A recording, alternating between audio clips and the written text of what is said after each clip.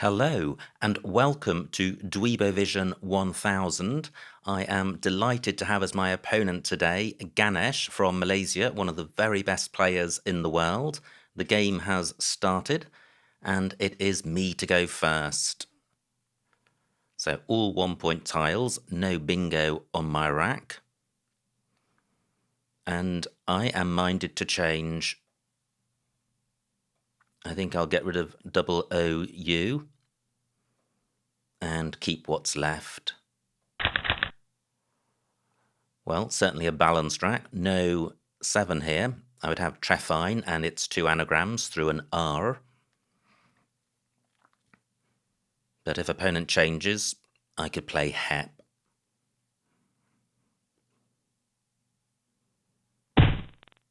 No R. However, 5 floaters. Do any of them assist? Well, the F doesn't look hopeful. How about the O? Wow. I'm wondering about thiopene. Something about that isn't quite right. What about G? No. I or E? Gosh, what am I thinking of? It's not good. Let me get this off the board. Is there an anagram? Sometimes when you play a phony, it's because there is a valid anagram. Is there one here? I do have Hep in row G, in case I don't find the anagram. I think there is one here, though. What could it be? Could it begin Ethy? I don't think so. Well, jolly expensive miss. If there is one through the O, especially if it's a double-double. Ganesh would know this instantly. He is renowned for his bingo spotting. So let me just consider initial tiles. Could it begin with an E? Or an H? I? N? P? T? Well, I'm not seeing it. So I have Hep, which takes a T for 26. Gosh, all 1 pointers and 5 vowels. There could be a 5 vowel 8. But not too many floaters to consider. I certainly can't see one through an F. Great. Ganesh is not zooming off into the distance. What can I do here? Well, I'd quite like to play off the 3 vowels that I drew, A, E, and U. Is there a way of doing that? I'm not sure there is. Should I change? Well, I can play Ague. That takes a V in front. Not minded to do that. I'm going to change. I can't see anything which scores anything half decent here.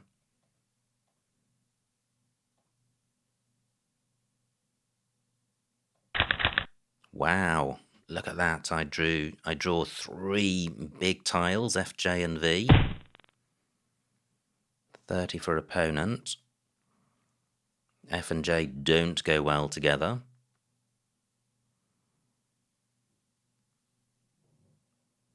I do have Fanjet on my rack, which would certainly sort the rack out. Where is the best spot for that? Well, I think it's here. Gosh, it nearly fits in the bottom of column 3, just NI being problematic. So Fanjet for 44. Gosh, dreadful pick. Really dreadful. 2 U's and 3 more scoring tiles. This is about as far away from... Wow, triple from Ganesh. Absolutely amazing, 158 points. things are looking somewhat grim. Can I pull this round? Gosh, and I've already changed twice. Should I be changing again? Probably not. Now, Tav is good, but I can't get that to play twice. So what I'm thinking of is just playing Vum here for 24, because I think this rack leave of BNUY is worth more than minus 24, as in somewhere between minus 24 and 0. But can I get rid of more of my big tiles? Ganesh's preference is to play 3-minute games, and I think you can perhaps see that from the small amount of time that he has used up. Gosh, close to Bivium. I'd need another eye for that.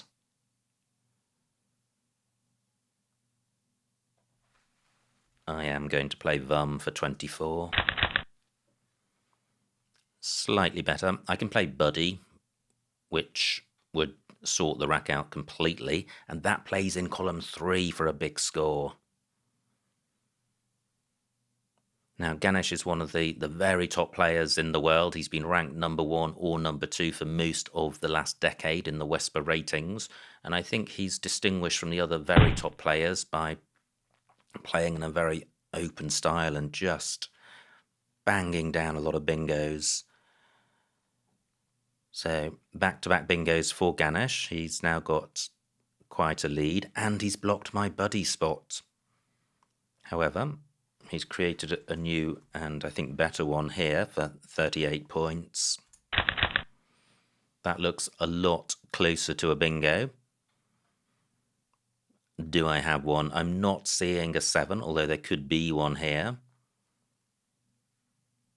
How about an 8? Well, although the board's open, there are not a huge number of floaters. So what about the D? No, not seeing anything there. How about the N? Well, that would be 3 N's. Cannoner, not good. I've got the non-prefix. How about the B? Not seeing anything. So, if I don't have a bingo, what do I have? This rack is pretty bingo-y, so I'm reluctant to trash it.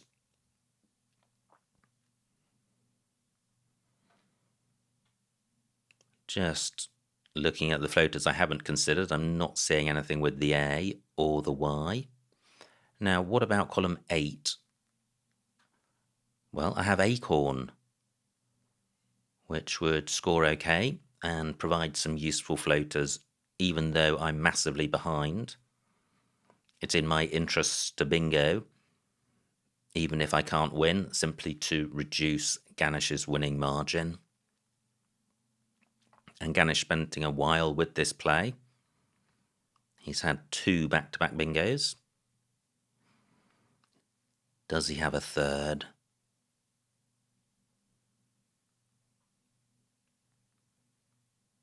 And do I really not have a bingo here?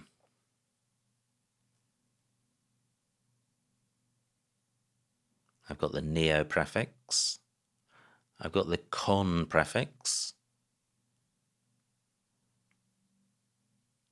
No, not seeing anything, and nor am I seeing any 8s. My C is quite useful for going in front of UP.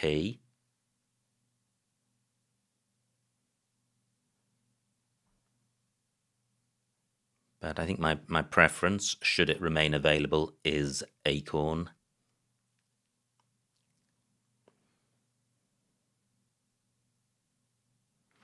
Yes, I was saying that Ganesh's playing style is somewhat different from the other top players in the world, in that he plays a more open game and does manage to achieve some incredible scores. He once played a 20-odd game tournament against really stiff opposition and averaged over 500 points, which is absolutely amazing. Well, opponent takes that V spot I was unable to earlier. And I have Acorn for 30. And although I wouldn't ordinarily like to keep a vowel heavy lead, these are quite good vowels to keep, and there are floating consonants on the board. So, well, very vowel heavy. That was the risk of keeping a vowel heavy rack leave. But do I have anything with the available consonants? Not seeing anything with the D. How about the R? No, not seeing anything there. Okay, Ganesh approaching 400 points. And I've got all 1-point tiles. Quite a few bingo lanes on the board. Still the Q to come, but it's not worth hanging on to the U to benefit from it.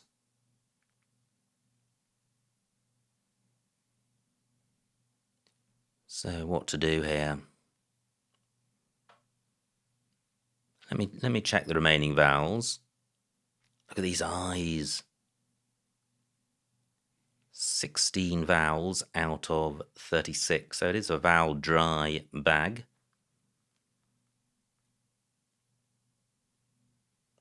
What is the right thing to do? Well, since it's a vowel dry bag, it's not terrible keeping a vowel heavy rack leave. So I could play OU for 10.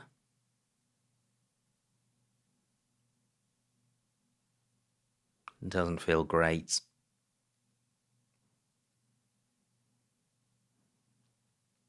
Can I do any better?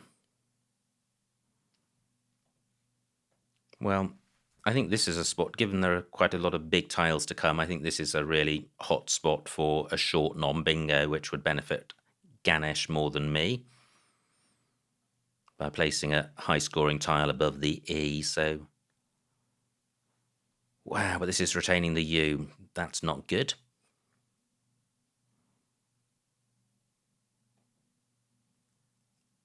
What about playing over the top of Not a fan of that. I'm blocking a bingo lane and creating an easy scoring spot for opponent. I'm going back to OU here.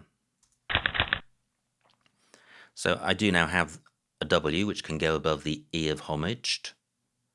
I don't have a bingo. That W spot remains available. Good score for opponent.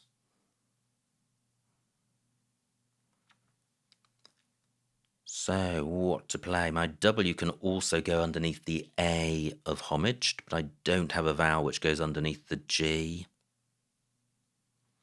Well, what about this?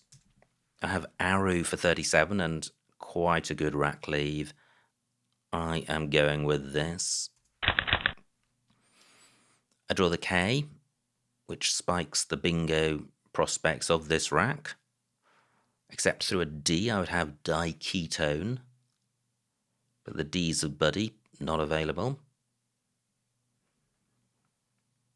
Still 19 tiles to come. My K can go in front of the Y.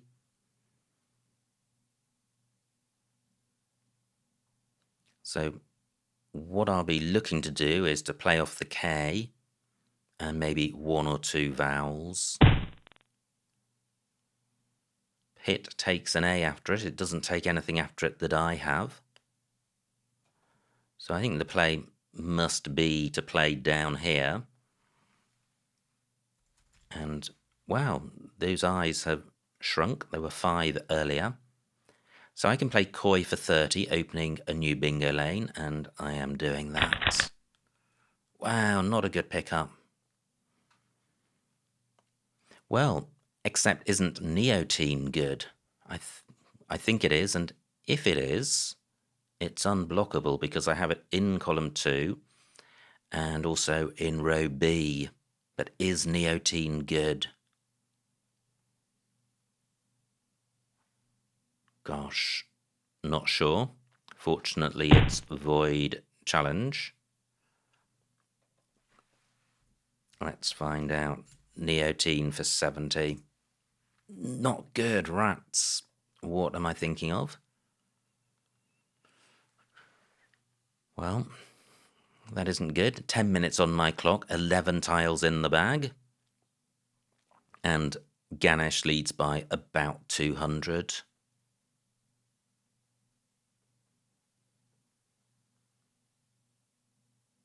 What am I thinking of? Well, I don't think there is a valid anagram. Remaining tiles, not particularly bingo-y, but there is a blank to come. Only 1 point tiles, so I'm going to struggle to score here.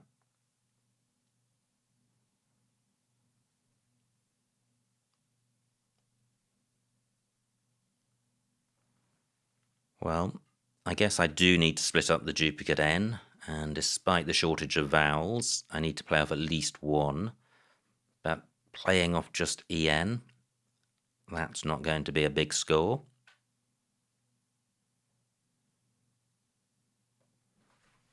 Well, I think I can play it here. Only 10 points again, so that'll be a couple of 10-point moves this game and a couple of changes. That doesn't feel good. But what else can I do with this rack?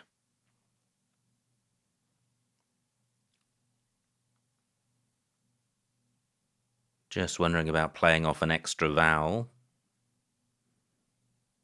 But it's not obvious where that would play well. 1S to come.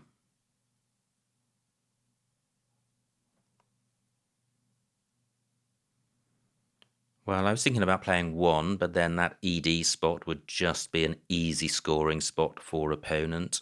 I'm going back to my NE spot. Wow, and I draw the blank. Can I get a bingo down in this game?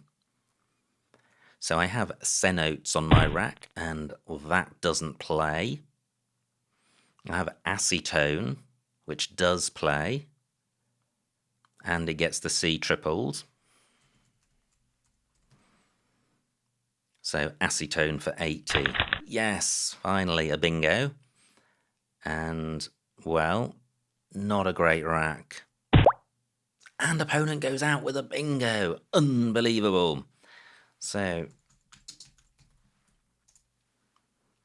that is the end of the game. And the final score, 329 to me, 595 for Ganesh, a winning margin of 266 points. So an absolute thumping, but delighted to have Ganesh as my opponent for this match. Let me just thank him again.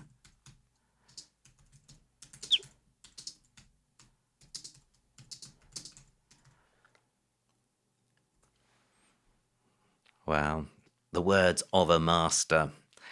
Now, let's see what I missed. Gosh, what a game.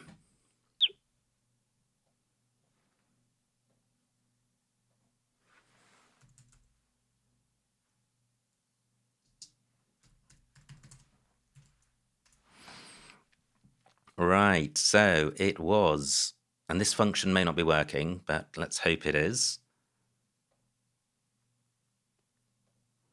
And it's not. Okay, so the examiner function isn't working, so which is going to spare my blushes. I think at some point in the future, in the near future, if this game is still available, I will see if it's examinable. I may be able to access this game via the web version of the program and check out the game. But absolutely amazing game. Delighted to have Ganesh as my opponent on this particularly auspicious landmark occasion of my 1000th Dweebovision video. Many thanks to everyone who watches the channel and who has subscribed to the channel and who supports the channel on Patreon. But in the meantime, many thanks to Ganesh for being my opponent. I hope you enjoyed watching this game, and I will see you next time. Hello. Well, to mark the occasion of the 1000th Dweebovision video, a comment below a recent video suggested having a Q&A session. So I invited questions, and I've got about 40 to go through, so let's see how we go. How did you get into Scrabble? Well, it was a mixture of things. It was the beginning of the 1990s, and the first official Scrabble word list came out, which was the first book to contain the actual list of words which were valid in Scrabble. So the existence of a definitive word list attracted me to the game, and when I found out there was a tournament scene with clocks, that was also quite attractive. And about this time I went on Countdown, and the producer of Countdown, Mark Nyman, was a really strong Scrabble player, and he put me in touch with Phil Appleby, who lived in the same town as me and then became my regular Scrabble partner. So that was my introduction to the world of Scrabble, and it was an absolute revelation, an absolutely wonderful time starting out with such a great new hobby. How did you get so good at it? Two things: learning words, and secondly, analysing my games using Quackle or its predecessor, Maven, and identifying errors and then learning from them. Is there a trick or technique to learning the words? I wouldn't describe it as a trick, but the technique is to test yourself with anagrams where the letters are in alphabetical order, and you guess the words which those letters make. And the most efficient way of carrying out that practice is by card boxing, which uses spaced repetition, which means the more often you get a word right, then the less frequently you see it. So it's a very efficient way of learning words. And you can do card boxing either by downloading Zizivar or by using an online equivalent called, I think, Zerafin, which I think a lot of people are using in preference to Zizivar because you can compare how you're doing with other people. There is a video in the Dweebovision series 232 which explains how to do card boxing using Zizivar. How much does where you play a word compare against what you play? Well, I would say what you play is more important than where you play, in the sense that what you play, the word you play, the score and the rack leave, belong entirely to you. They're your points, it's your rack leave. Whereas where you play on the board affects the board, and the board belongs to both of you. And your opponent does have first opportunity of playing on the board, but that's all. The effect you make on the board is also available for you immediately after your opponent has made a turn. So I would say what you play is more important.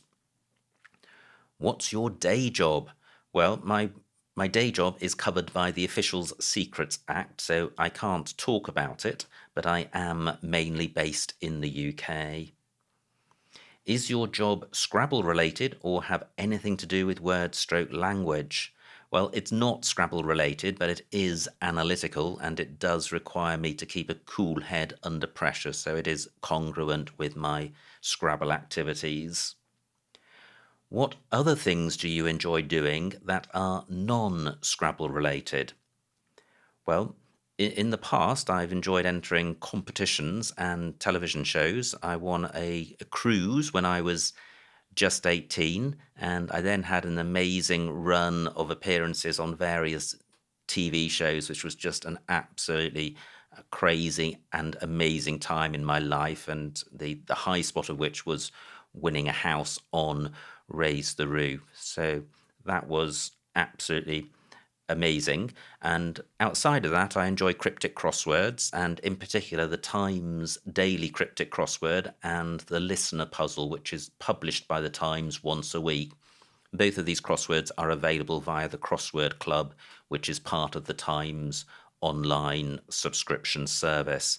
But they are wonderful puzzles, and to have a daily puzzle and a weekly puzzle is just a great, fun way of spending half an hour or longer each day. And although these are primarily solitary activities, the Times does run an annual crossword championship, which I enter, as do a number of other Scrabble players. And if you want to see what that's like, I did make a vlog of it, which is Dweebovision 877. And similarly, although the listener crossword is primarily a private activity, which you just do for your own fun, you can submit your entries and statistics are created. And each year there is a crossword setters dinner at which a prize is awarded to the most successful solver. And that prize is called the Listener Crosswords Solver Silver Salver, and is probably the most prestigious prize in crossword solving. And I was fortunate enough, or delighted enough, to win it back in 2014, I think. So that's the listener and the Times crossword. I also enjoy recreational problem-solving mathematics. And recently I've gotten quite into watching Cracking the Cryptic, another YouTube channel which specializes in Sudoku variants. And it's just breathtaking just at what level the presenters are able to live solve these puzzles. It's just so impressive, and it's all they're using is logic. So theoretically it's accessible to anybody, but they are able to perform at just the most astonishing level. And finally, probably more in terms of relaxation, I enjoy watching Nordic noir TV series, but I have a very, very broad definition of Nordic, basically anything with subtitles. And at the moment, I'm watching something which is French, and that's the Spiral series, which ran for eight seasons, and it's all available in the UK on BBC iPlayer, and I'm currently watching season 5, I think, and it's absolutely fantastic, so very much recommend that. Can you talk about your time on Countdown? Was it fun? How does it compare to what we see on TV? Well, it was absolutely great fun, but the big difference is pressure. When you're watching Countdown at home, you are under no pressure at all. You are relaxed and your mind works properly, and you see anagrams and the numbers game, and it's all fine. But in the studio in Countdown, and also on any TV show, the pressure is absolutely immense. There are bright studio lights, it's live, everyone's looking at you, and it is just incredibly pressurized. It can be hard to even think, let alone perform in a game sort of as intellectual or mentally challenging as Countdown. Now, there is a technique for the word side of Countdown, the letters games, which is basically when you've got your 9 letters, just see what is the longest word you can immediately see, and then you can just spend the rest of the 30 seconds looking for a longer one, and the longest one you've got to at the end is what you declare. But the numbers is completely different, because you go down one track to solve the numbers game, and if that doesn't work out, you've used up 15 or 20 seconds of your time, and you've only got 30 seconds in total. So I always found the numbers game particularly sickening, but I managed to do well enough that I got through to the semi-finals, where I was defeated by, I think, a Scrabble player. I either was defeated by a Scrabble player, or if I'd won, I would have met a Scrabble player in the final, Robert Chewton from Bristol. There was a very strong overlap between people entering Countdown and Scrabble back in the day. I'm not quite sure if that is so much the case these days. Do you always wear a suit? I've got a bet with a friend that you sleep in it. Well, you've just lost your bet. I do not wear my suit in bed or in the shower, and I always do wear it on the channel. I like to make my channel look as good as possible, both in terms of audio quality and video quality, and I think dressing smart fits in with that intention and that look. It's also a matter of brand creation and recognition. It distinguishes my channel from other channels, and I think it also sends out some sort of message that Scrabble, that I personally am taking Scrabble seriously, and therefore Scrabble itself deserves to be taken seriously. And I know top chess games feature people in suits, so there's a whole variety of reasons as to why I wear a suit on the channel. I do not wear a suit for the Patreon videos. I create a whole alternative series of videos for Patreon subscribers who support the main Dweebovision channel. Each month there's a new 5-minute game available, and I do not wear a suit for that. I just wear whatever I am wearing, and I don't think I use a back screen either. I think I've stopped using that, so you get to see the back of my room. So absolutely very, very different to these regular games. Completely different vibe. Manic 5-minute games. So that's Patreon. And now I sometimes wear a suit for UK tournaments, but not always. And I don't wear my suit abroad. So that's the whole suit thing. I'd like to know what you think the future of Scrabble is. Great question. I would like to know too. We are currently at a very pivotal moment. Scrabble, in comparison to other games like chess, is actually owned by the companies Hasbro and Mattel, and the interests of the owners of the game do not automatically align with the players' interests. And at the moment, there is a wide divergence over the issue of slurs.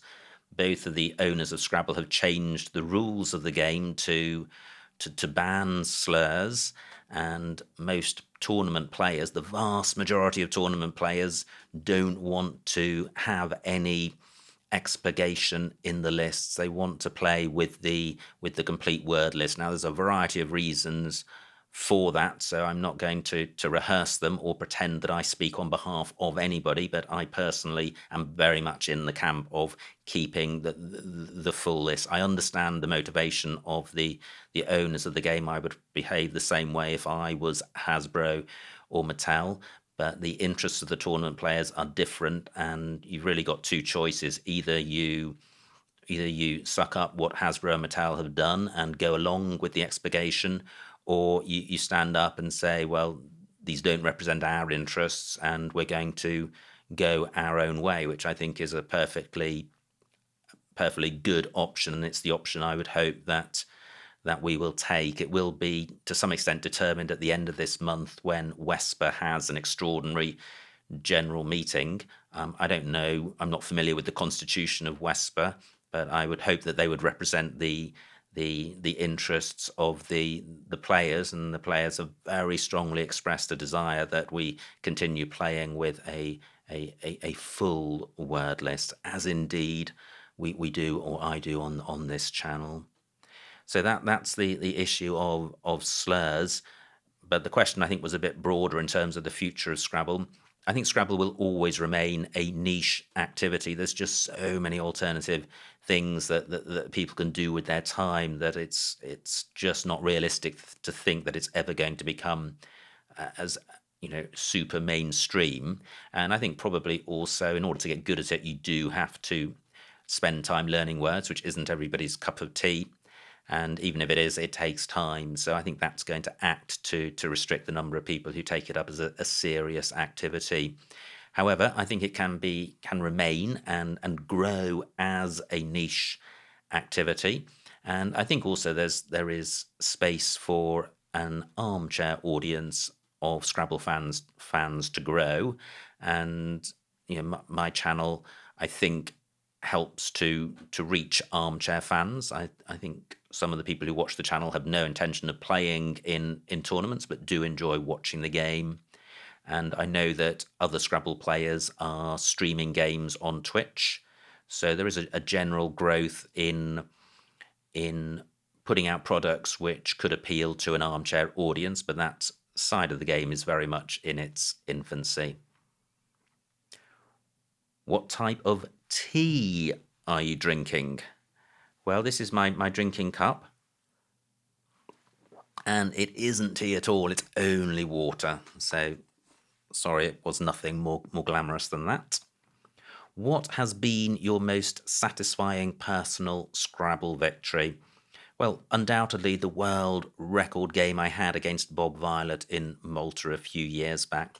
There's only been one game throughout the world and history in terms of a tournament game in which the combined score of both players exceeded 1,200 points. Well, that was my game against Bob, and I won it. So an absolutely amazing game to take part in, and it was streamed live. So quite a special game. What are your hopes for the future of this wonderful channel? Well, I hope it survives and grows, and I see the channel as serving two main purposes. It's a recruitment sergeant for the tournament scene, the live tournament scene, and it's also an opportunity for growing an armchair audience, as mentioned earlier. So those are the two main sort of reasons for the channel's existence.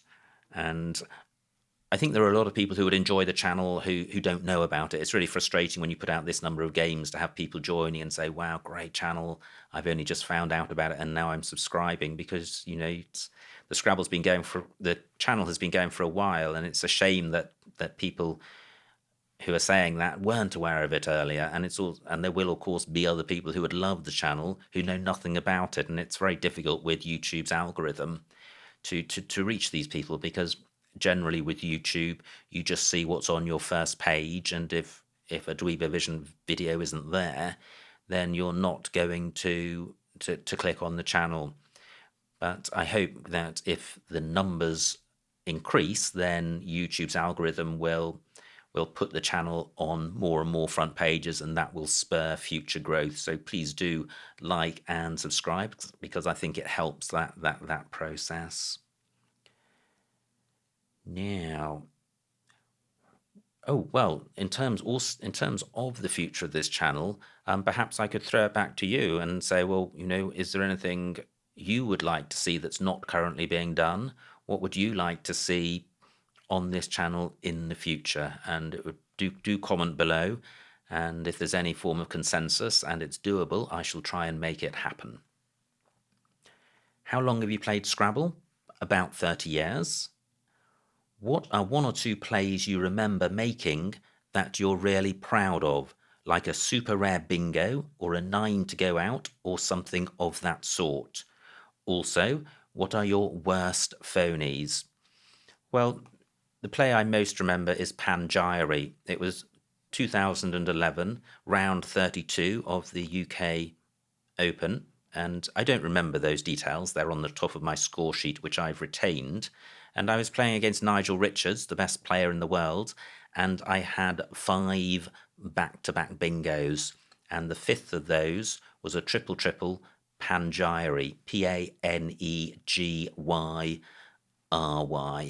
and it's an obscure word, and I just saw it and played it, and it was good, and just an amazing moment to have such a run of good fortune against the world's strongest player. So absolutely fantastic stuff.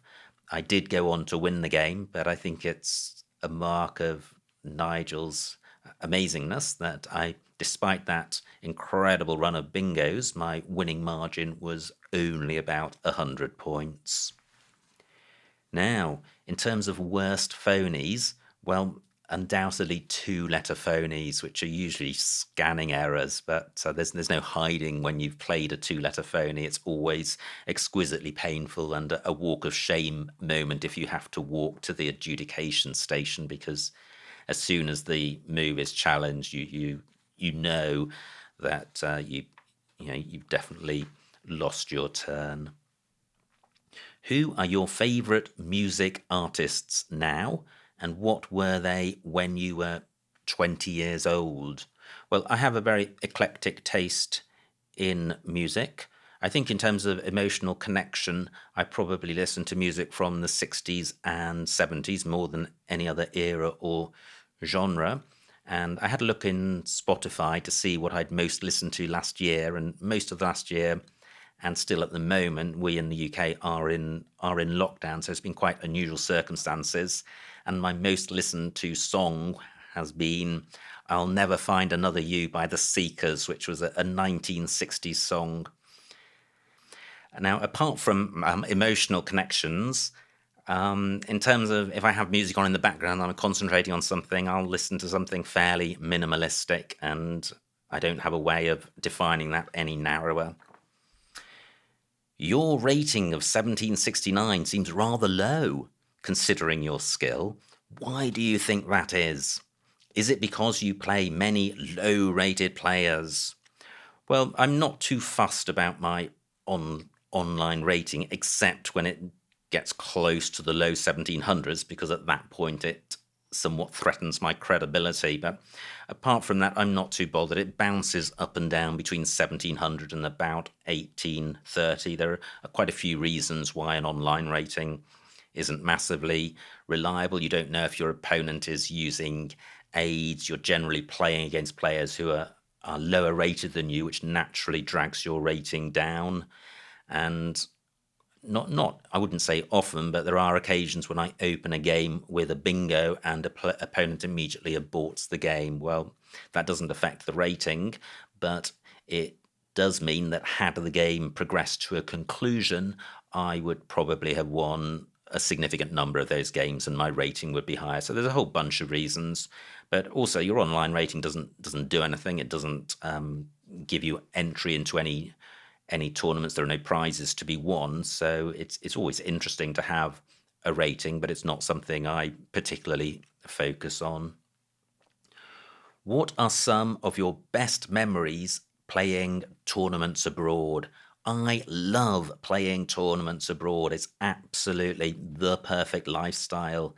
I love traveling. I love the people you meet at Scrabble tournaments abroad, and I like the sunshine, it's being on holiday, and also the general tourism aspect of being able to see a bit of the place that you're going to. And on top of that, you're playing, the beautiful game. And I've been fortunate, or whatever the word is, that I've actually won quite a significant number of overseas tournaments, which just makes the whole experience a lot better and a lot more subsidized. A few countries I will mention, and apologies for any countries I miss out, but I have to mention Malta. I love going to Malta. It's absolutely beautiful island, and we generally play in a room with magnificent views over the Mediterranean Ocean, and it's just a gorgeous time of year that they have the tournament.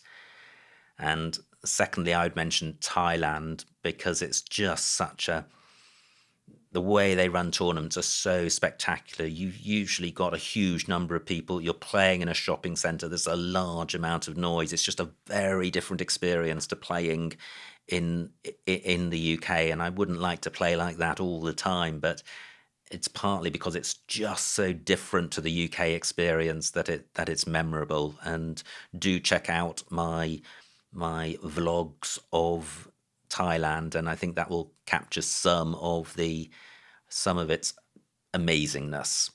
Now, Israel, again, they run an annual tournament, and it's absolutely fantastic. The tournament is always well run, and it's got good prizes. But what I particularly like about Israel is the places you can see. I can't remember the name of the place. I think it's, well, yes, I can. It's Acre, but it's got a different name locally, Accra or something. I hope I haven't said something horrible with that misgargled pronunciation. But anyway, an amazingly preserved older town. So the tournament was held up there for a few years. They move it around the country. They've also held it in Jerusalem.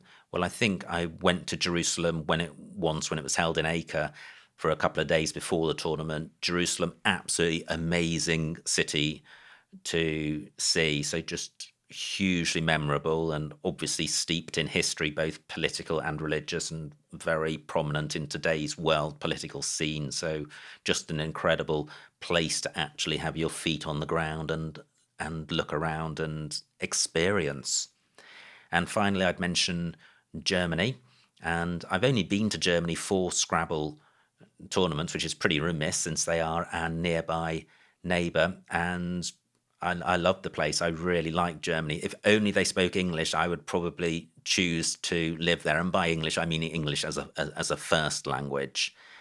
But the actual place is there's a lot I like about Germany, and certainly super friendly tournament and hostess in Peggy. And I look forward to going back to Germany. So those are just a few of the countries I go to, but generally I love going to overseas countries. And I've recently been exploring with somebody as to whether I could attend the Icelandic tournament. There's an annual Icelandic tournament, and can you believe they only play in Icelandic? So, not to be thwarted, I suggested that they might like to have an English language division, only to be told that absolutely none of the locals wanted to play in English. So, maybe they'll rethink, because I think Iceland would be a great location for a tournament. What's the longest word you've ever played?